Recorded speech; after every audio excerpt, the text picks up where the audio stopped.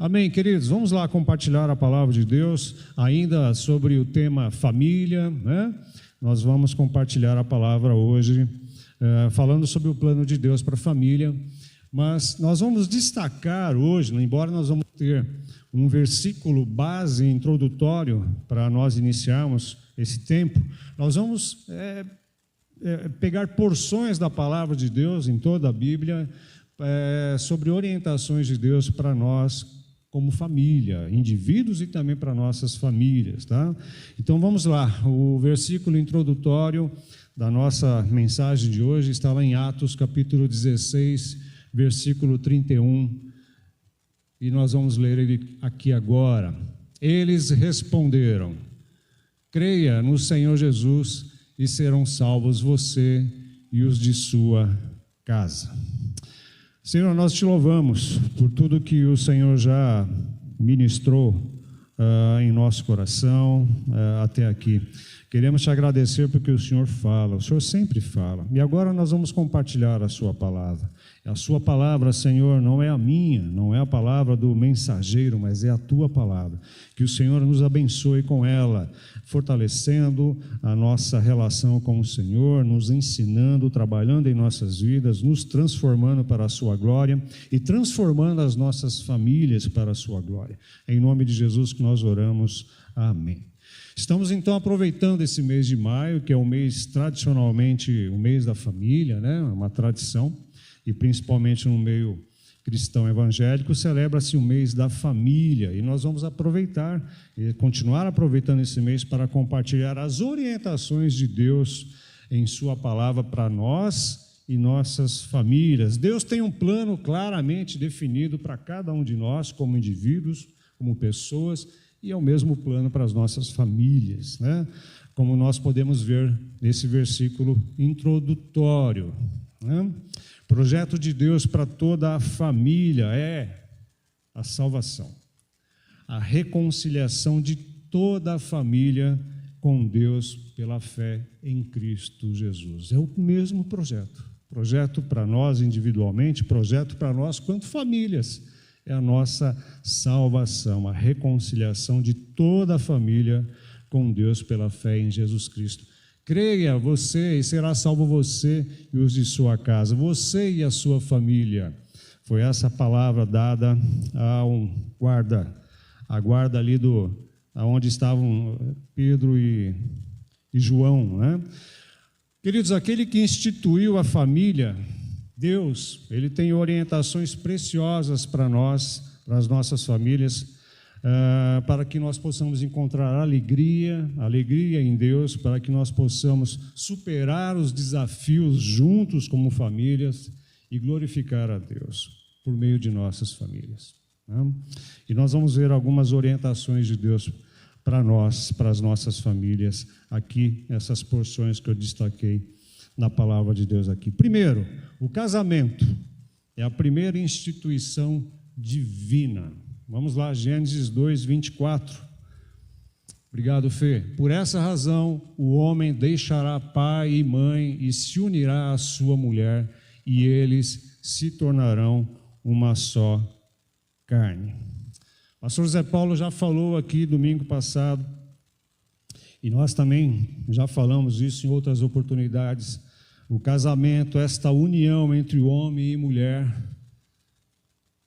foi idealizado por Deus. Não é plano do homem, né? Não é ideia do homem, mas é ideia de Deus. A família, o casamento é a porta de entrada para a família nessa sociedade. A família é constituída através dessa união de um homem e de uma mulher. Queridos, num mundo, numa sociedade onde a família, onde essa instituição família, essa estrutura, a família, é tão atacada, ela é tão desfigurada, ela é tão banalizada, sabermos desta verdade bíblica é consolador e encorajador para nós. A família, ela é muito atacada. A família, ela vem o tempo todo sendo descaracterizada. E sabermos que essa união, esta família, ela foi idealizada por Deus, é consolador para nós, é encorajador para nós, para que nós possamos continuar batalhando por ela, por nossas famílias.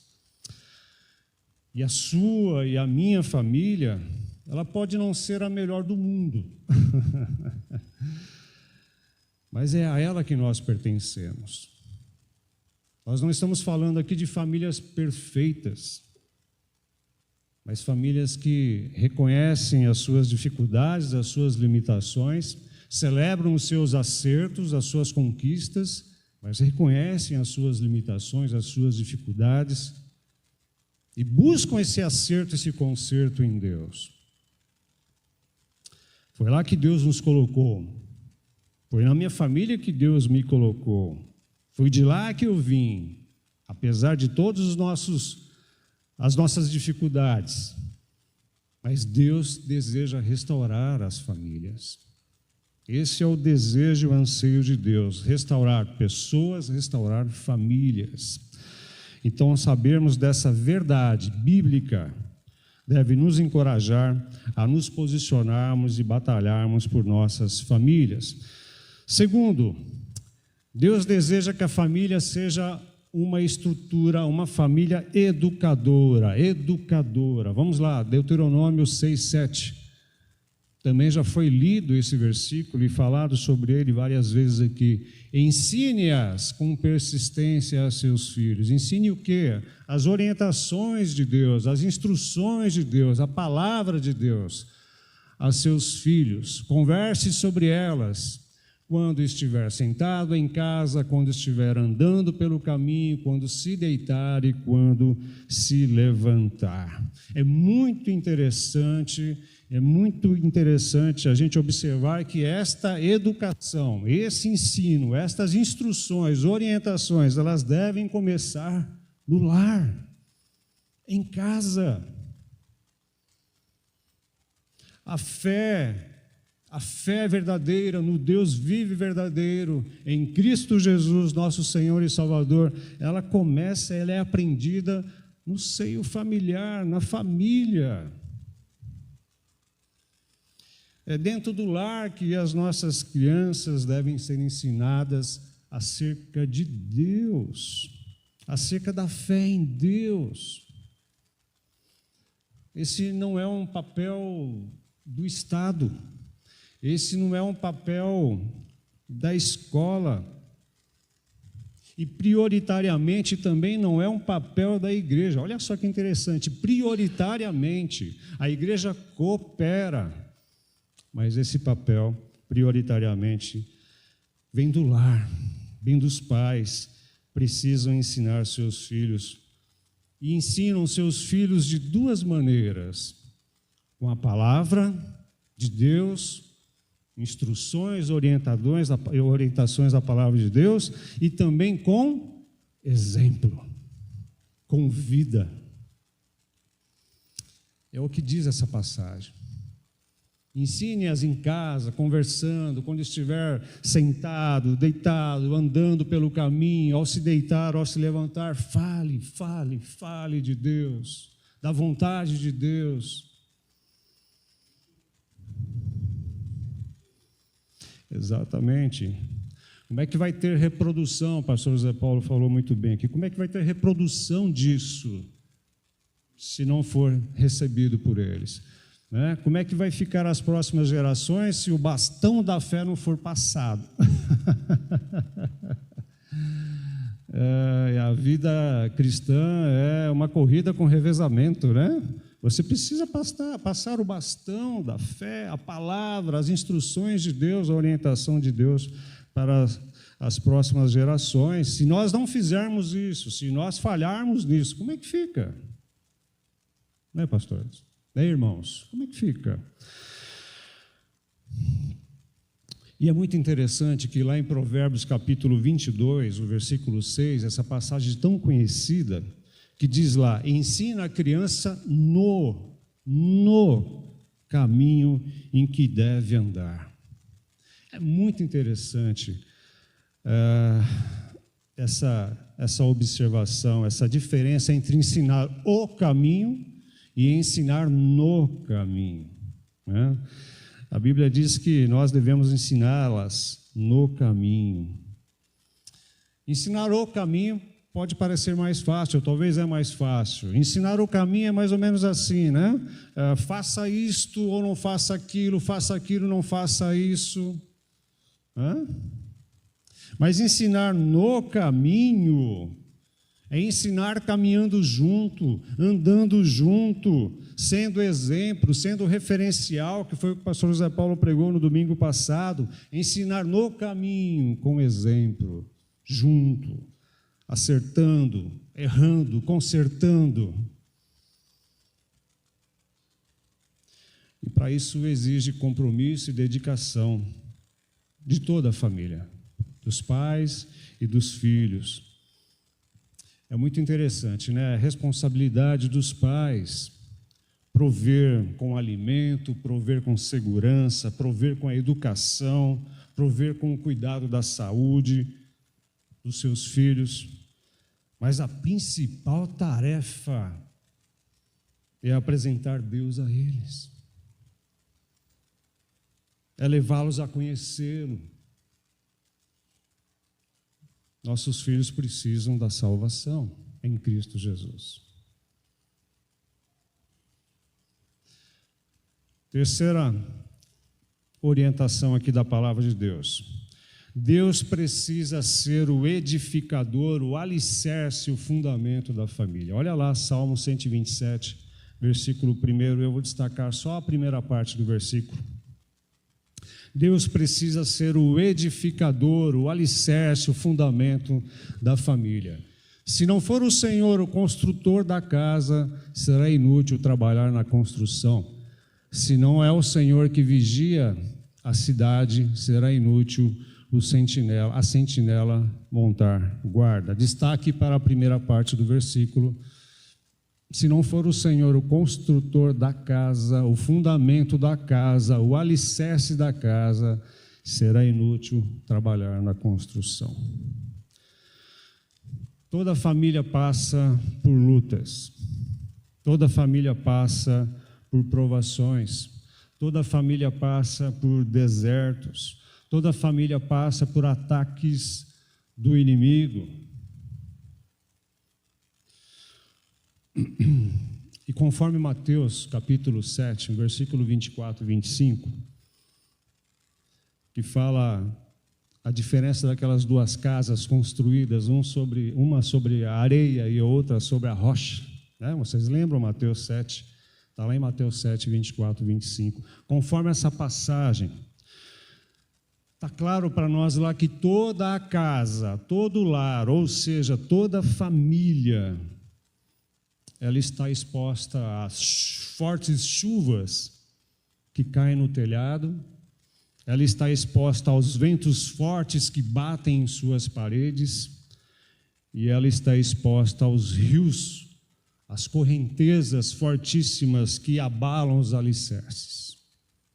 Ou seja, isso tudo se refere às lutas, às provações, às dificuldades que todas as famílias passam. Por isso, nossa família precisa estar alicerçada na rocha que é Cristo Jesus. Precisa estar alicerçada na rocha que é Cristo Jesus e nos seus ensinos, na sua palavra. Para quê? Para que quando vier tudo isso, essa chuva, esses ventos fortes, esses rios violentos que tentam abalar a estrutura das famílias, ela não desabe, ela permaneça e ela resista, porque ela está alicerçada em Cristo Jesus e na sua palavra. Queridos, nós podemos ser prósperos financeiramente, nós podemos ter uma boa saúde, nós podemos ter um bom emprego, mas não são sobre essas coisas que a nossa família deve ser alicerçada e construída, não é sobre essas coisas. Elas têm a sua importância, o seu lugar, mas elas são frágeis, elas são como areia. Elas não dão sustentação para nós e para as nossas famílias. O que nos sustenta, o que dá sustentação, o que nos mantém firmes é Cristo Jesus e a sua palavra.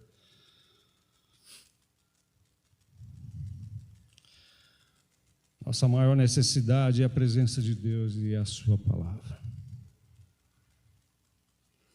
E eu me lembrei lá de Eclesiastes 4:12. Essa passagem é muito interessante. Diz assim, 4:12, eu não pedi para o Fê colocar, mas eu vou ler para vocês. Eclesiastes 4:12. Um homem sozinho pode ser vencido. Um homem sozinho pode ser vencido. Mas dois conseguem defender-se. Dois é melhor do que um, né?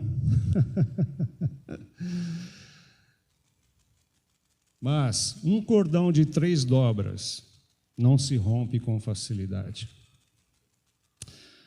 Ou seja, queridos, o Senhor, o nosso Deus, é a terceira dobra deste cordão. É Ele é a terceira dobra desse cordão que não se arrebenta. Ele é o elo forte nos nossos relacionamentos familiares. Ele não deve ser apenas o nosso convidado de honra, mas ele deve ser o centro da nossa família, ele deve ser o alicerce da nossa família, ele deve ser o fundamento da nossa família, do nosso lar.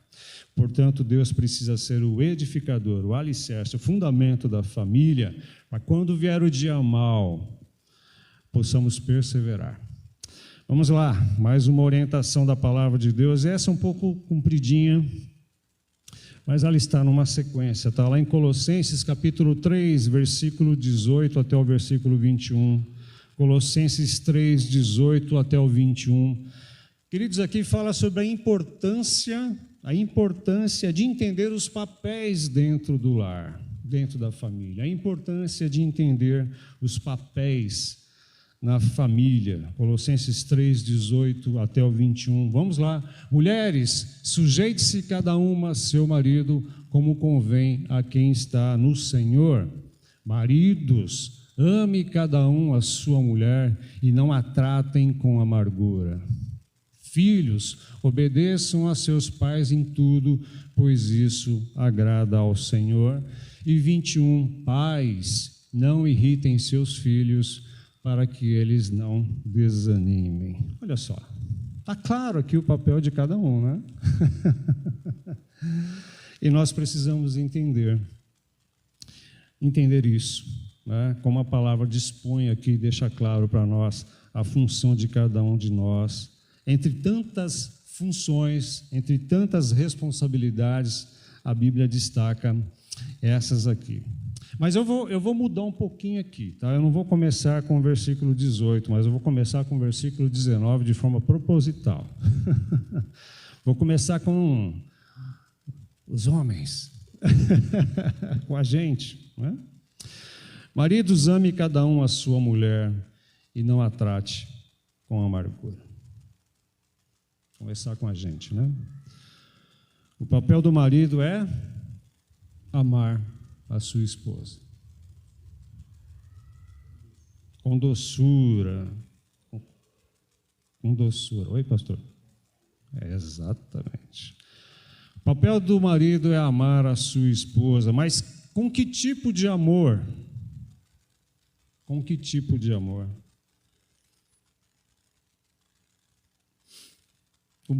Ao marido, é ordenado amar a sua esposa como Cristo amou a sua igreja.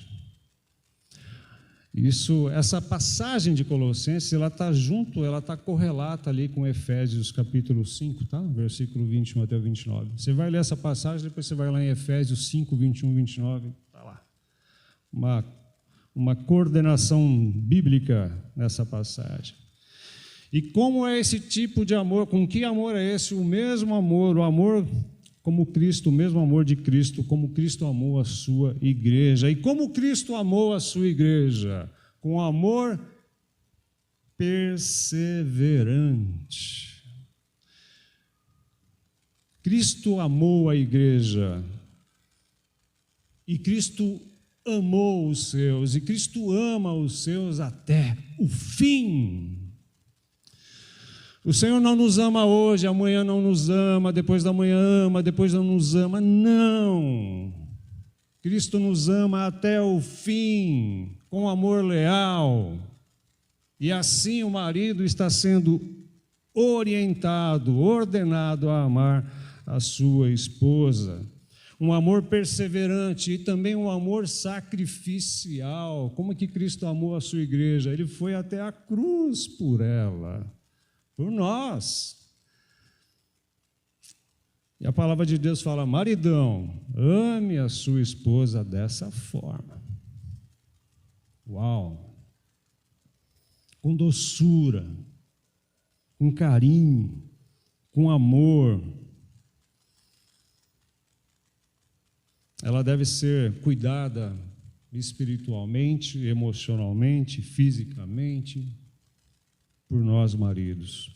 Não devemos tratá-las com amargura, mas tratá-las com docilidade, com carinho, com afeto, com elogios, e não com brutalidade, não com aspereza, não com palavras duras, como nós falamos a primeira mensagem sobre a importância da comunicação nas famílias. A mulher é a parte mais sensível na família. Pastor Zé Paulo está dizendo o seguinte: podemos haver um amém das mulheres aqui? Amém. Teve mulher, eu vou exagerar, teve mulher que se levantou do banco aqui. Não, estou brincando, ninguém se levantou do banco, não. Amém. E agora vamos na sequência. Mulheres, sujeite-se cada uma a seu marido como convém a quem está no Senhor. Versículo 18. Propositalmente nós começamos com os homens e agora com as mulheres. Agora espero que não venha nenhuma bolinha de papel sobre mim aqui na frente, não é? O papel da esposa é sujeitar-se ao seu marido, mas calma. Essa palavra sujeitar-se, submeter-se, não cai muito bem para algumas pessoas, né? Não é facilmente digerida. Mas é melhor a gente entender o que não é esse sujeitar-se, o que não é esse submeter-se aos seus maridos, né? Não é ser inferior ao seu marido. Não é que você tem um papel, querida esposa, querida irmã, querida mulher, não é que você tem um papel inferior ao seu marido. Não é que o seu papel seja secundário na família. Não há inferioridade. Vocês são auxiliadoras idôneas, colunas do lar.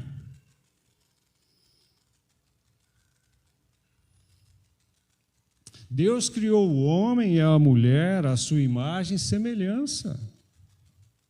Valorosas esposas, valorosas mulheres, valorosas meninas, jovens adolescentes, que um dia poderão ser esposas. Homem e mulher são iguais para Deus, valorizadas por Deus, importantes para Deus, essa estrutura familiar. E quando o homem ama a sua esposa, quando o marido a trata com honra, ela vai ajudá-lo na sua missão. É isso que quer dizer sujeitar-se, submeter-se aos seus maridos. Fica tudo mais fácil quando o homem a ama, a honra, cuida dela com carinho, com doçura.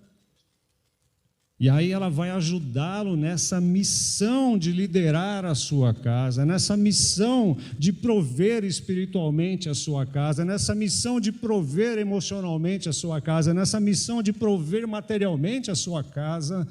A mulher está sob essa missão que é fundamental, que é importantíssima dentro do lar e da família.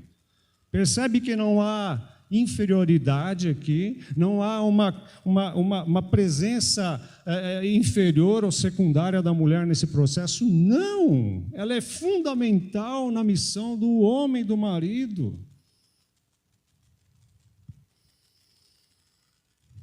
Vocês são valorosas. Vamos lá na sequência. o versículo 21. Eu vou lá agora inverter um pouquinho de novo. Vou lá no 21. Pais, não irritem seus filhos para que eles não desanimem. Aqui é uma exortação para que os pais não devem fazer, né? Filhos irritados podem se tornar em filhos desanimados com a vida, com tudo. E como é que os pais podem irritar seus filhos? Agora os filhos vão falar, yes, né?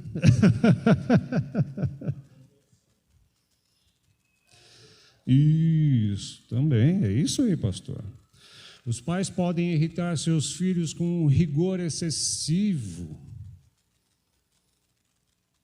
Os pais podem irritar seus filhos concordando com tudo, mimando os seus filhos. Olha que coisa impressionante. Os pais podem irritar, incomodar seus filhos com isso também. Vocês acham que os filhos não sentem falta de uma palavra corretiva? De uma aproximação, de uma correção? Sentem falta. Claro que não de forma abusiva, com rigor excessivo, mas precisam sentir que seus pais se preocupam com eles, ao ponto de dizer não.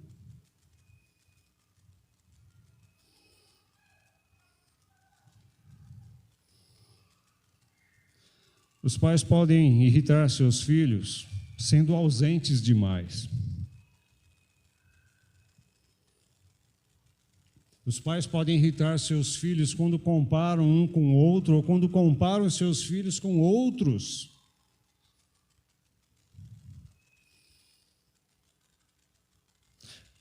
Podem irritar seus filhos quando exigem deles, exigem coisas dos filhos, mas eles mesmos não as praticam, colocando um peso sobre seus filhos. Eu faça o que eu mando e não faça o que eu faço. Irritam seus filhos assim também. Portanto, queridos, filhos feridos emocionalmente ficam revoltados.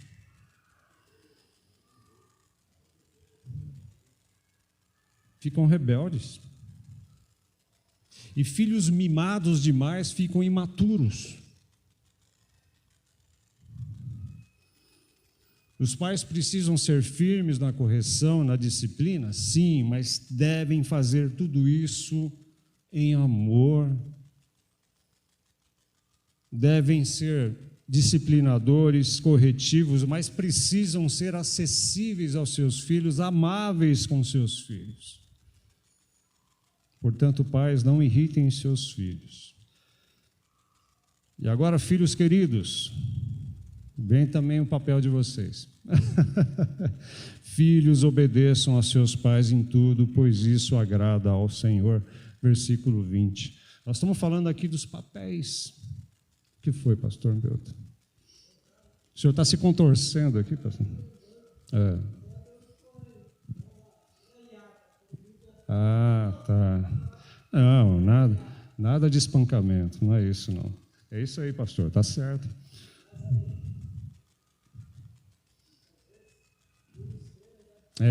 Os extremos. Correção nenhuma e correção agressiva, né? Sem dúvida, esse outro extremo é condenado, né? Se o papel dos pais é educar, é cuidar dos seus filhos, é educá-los nos caminhos do Senhor, o papel dos filhos é obedecer essas orientações de Deus ao longo da caminhada. Filhos, obedeçam aos seus pais em tudo, não só quando é conveniente para vocês, quando é legal para vocês, mas a Bíblia diz em tudo.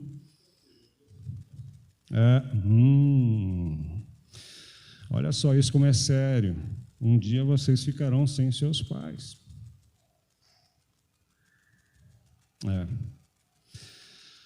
Filhos desobedientes, filhos rebeldes, é um sério sinal de problemas para as famílias e para a sociedade.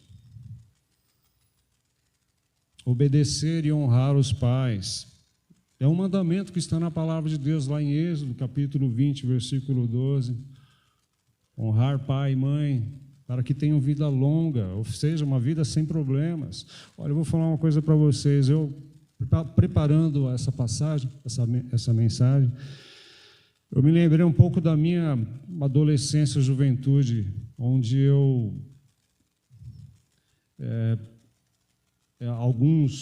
alguns colegas, né, foram embora cedo demais. Foram embora ainda alguns adolescentes e alguns jovens, né, porque se envolveram com coisas que não eram boas. Foram embora cedo demais. Foram embora na juventude, de forma triste, né? Honrar pai e mãe é um mandamento com recompensas, para que tenhas vida longa, para que desfrute desses benefícios, enquanto que a desobediência ela traz consequências. Queridos, portanto, nós vimos aí nessa passagem que quando cada membro da família cumpre o seu papel, com a graça de Deus, com a ajuda de Deus e com a ajuda um dos outros, ali há paz, ali há harmonia, ali há conserto nos relacionamentos, e Deus é louvado, e Deus é glorificado, e Deus é exaltado. E o último ponto, uma família debaixo de oração. 1 Tessalonicenses 5,17, orem continuamente. Orem continuamente. Uma família debaixo de oração. Orem continuamente. E eu peguei poucos exemplos aqui. Peguei exemplos de oração pela família que estão na Bíblia. Oração de intercessão, oração por santificação, oração por consagração, oração por cura, oração por libertação. A Bíblia está repleta de orações nas famílias, pelas famílias. Eu destaquei algumas aqui. Por exemplo, Jó. A palavra de Deus diz lá em Jó, capítulo 1, versículo de 1 até o 5, não vai passar aqui, o Fê, eu não passei para ele. Depois você olha na sua Bíblia, leia. A Bíblia diz que Jó orava pelos seus 10 filhos, 7 filhos homens e 3 mulheres. Jó orava continuamente por eles. A Bíblia diz que Jó oferecia sacrifícios em favor dos seus filhos, ou seja, consagrando-os a Deus. Jó falava, quem sabe alguns deles aí desagradaram a Deus, pecaram contra Deus, então eu já me antecipo, eu oro por eles, eu ofereço sacrifícios de consagração por eles, pedindo a Deus que os perdoe e tenha misericórdia. Jó continuamente consagrava a vida dos seus filhos a Deus em oração. Colocava a vida dos seus filhos no altar de Deus em oração. Também lá em Mateus capítulo 15, versículo 22 e 28, Mateus 15, 22 e 28, nós temos a oração persistente de uma mãe, a mulher cananeia. A mulher cananeia. A oração persistente de uma mãe por sua filha que estava endemoniada. Orou por libertação da sua filha. A sua filha que sofria muito por causa dessa possessão. E ela vai até Jesus, ela suplica ao Senhor Jesus pela sua filha. E Jesus procurando despertar a fé nessa mulher. Dá uma impressão de que ele não está dando atenção para ela. Ele dizendo que ele veio primeiro para os seus, para os judeus. E essa mulher insiste, persiste, continua suplicando pela sua filha, até que Jesus a restaura, a cura, a liberta, e elogia essa mãe, elogia essa mulher pela sua fé, pela sua persistência. E essa mulher nos ensina que nós não devemos desistir dos nossos filhos. Nós devemos clamar, suplicar pelos nossos filhos que precisam de salvação e libertação. Essa mulher não desistiu. Ela poderia desistir já na primeira aparente falta de atenção de Jesus para com ela, aparente, porque Jesus estava justamente provocando essa fé nessa mulher. Mas ela não desistiu. Ela continuou suplicando por Jesus, pela sua filha. Nós aprendemos isso, a não desistir de orar pelos nossos filhos. E para encerrar, lá em João 4:49, nós temos o relato de um oficial do rei Herodes, lá em Caná da Galileia, que intercede pelo seu filho que está à beira da morte. Ele vai até Jesus e clama para que Jesus cure seu filho, restaure seu filho. Esse oficial do rei se livra de todos os embaraços, talvez por conta da sua posição, né? Como oficial do rei Herodes. Ele se humilha diante de Jesus, ele se prostra aos pés de Jesus e clama pelo seu filho: Senhor, salva o meu filho que está à beira da morte. E Jesus o restaura à distância. Pode voltar para casa, seu filho está curado. E esse relato nos ensina que nós precisamos clamar ao Senhor por nossa família. Queridos, é isso. Porções da palavra de Deus que nos ensinam no nosso relacionamento familiar, nosso relacionamento entre marido, esposa, pais e filhos, filhos com seus pais.